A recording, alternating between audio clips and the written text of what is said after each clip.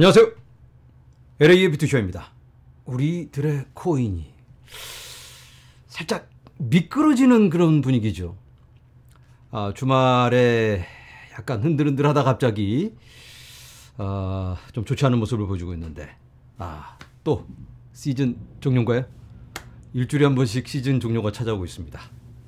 그런데 이번에는 또 굉장히 유명한 이 분석가, 기술적 분석을 하시는 피터 브렌트라는 분이 계시는데 그분이 30%의 확률로 시즌 종료! 이런 얘기를 해서 사람들이 살짝 놀래고 있는데 30%.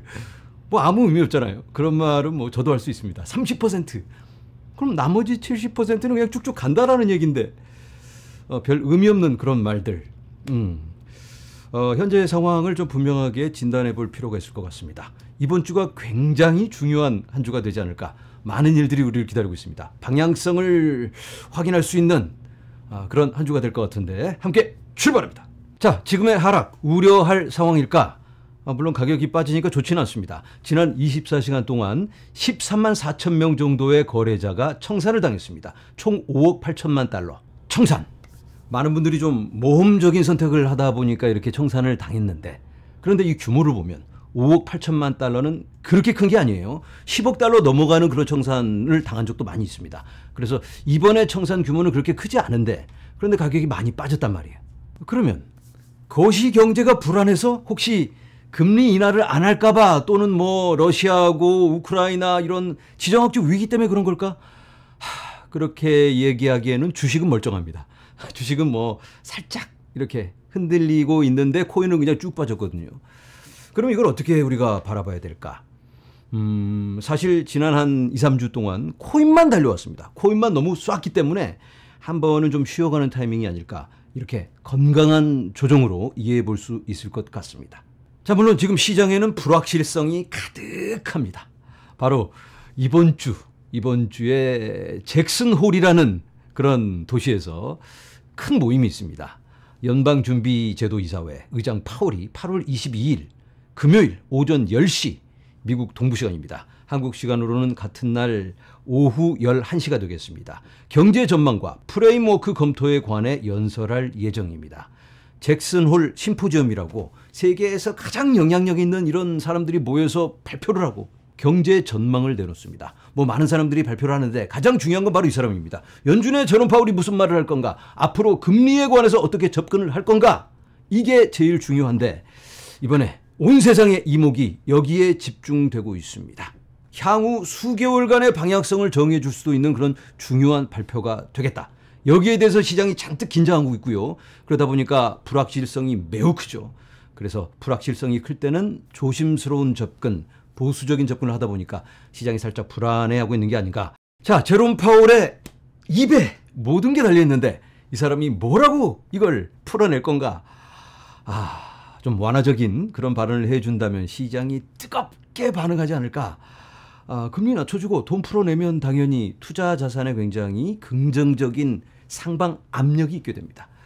하지만 봐가면서 또 어떻게 될지 모르니까 하겠다 뭐 이딴 소리를 해대면 시장이 실망감에 에휴 또 어려울 수도 있겠다, 이렇게 불확실성이 또 많이 남아있게 되니까 안 좋게 반응할 수도 있습니다. 그래서 우리가 이 상황 예의주시해야 될 것 같습니다.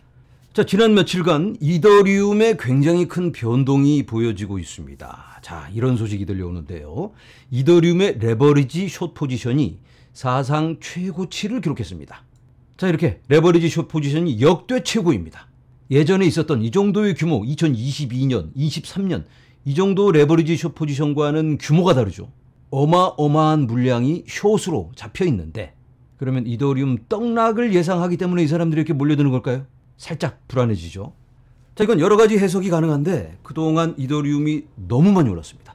너무 과하게 올랐기 때문에 수익 실현을 하려는 사람들이 몰리고 있다, 이렇게 볼 수가 있겠는데, 그런데 이건 무조건 하락에 베팅한다, 이렇게 이해하기는 좀 어렵습니다. 왜냐하면 이더리움 언스테이킹 대기열이 38억 달러를 돌파했습니다.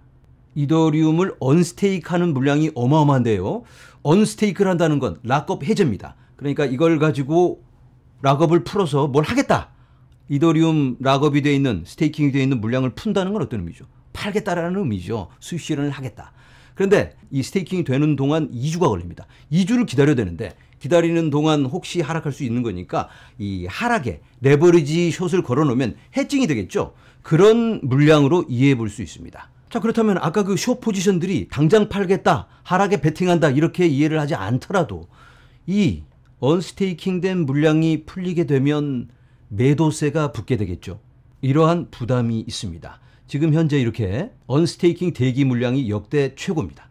그렇다면 이제 이더리움은 떡락하는 일만 남았을까? 물론 수익 실현하는 매도세가 분명히 생기겠지만 그걸 받아내는 그런 주체도 있습니다. 화면에 보이는 톰리의 비트마인. 전략 발표 후 66억 달러 규모의 이더스탯이 구축. 이더리움을 이렇게나 많이 매집하고 있습니다. 현재 두 번째로 큰 공공 암호화폐 금고로 성장. 암호화폐를 재무자산으로 보유하고 있는 기업 중에서는 두 번째로 큰 규모입니다. 첫 번째는 스트래티지, 두 번째는 비트마인. 이렇게 이더리움에 대한 기업들의, 기관들의 수요가 보여지고 있습니다. 그리고 지난주에 ETF에서 37억 5천만 달러가 유입되면서 이더리움 ETF가 기록을 경신했습니다. 이렇게 역대 최고 유입량을 보여주고 있는데요.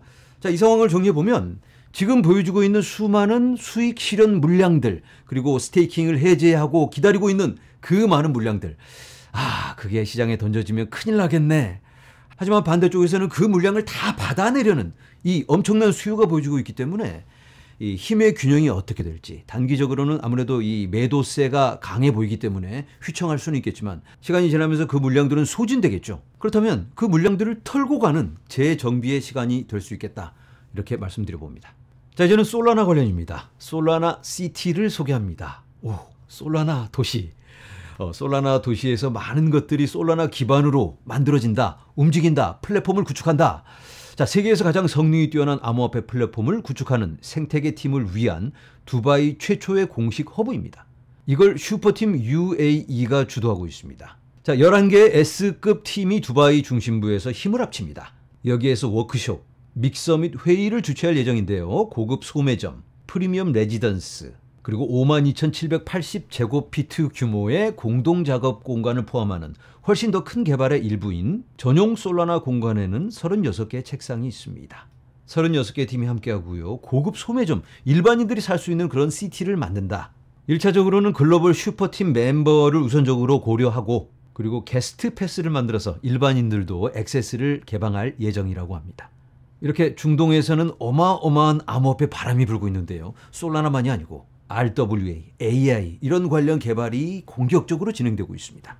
자, 한국에서도 코인 관련 움직임이 보여지고 있는데요. 한국 스테이블 코인 프레임워크 준비, 10월 법안 발표 예정, 금융위원회는 스테이블 코인에 대한 발행, 담보 관리, 내부 통제 제도 등에 대한 지침을 제공할 것으로 예상되는 법안을 제출할 예정이다. 자, 이제 더 이상 뒤처져서는 안 되겠죠? 그리고 국민연금, 코인 주식 7,700억 보유, 올해 상반기에 182%를 늘렸습니다. 자, 국민연금에서 가상자산 관련 주식을 크게 늘렸다. 이런 소식이 들려오는데요. 현재 보유하고 있는 주식은 이렇게 4가지입니다.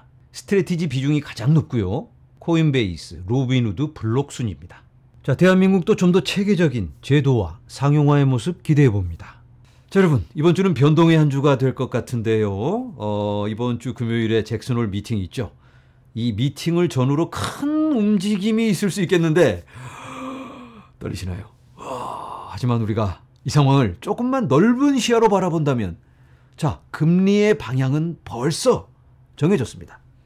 다만 언제, 얼만큼 이걸 내리느냐 이걸 가지고 그냥 고민하면서 사람들을 놀래게 하고 있는데 자, 결국 금리는 인하되고 유동성 주입은 되어져야만 합니다. 새로 돈이 찍혀져야 한다는 그런 의미겠죠.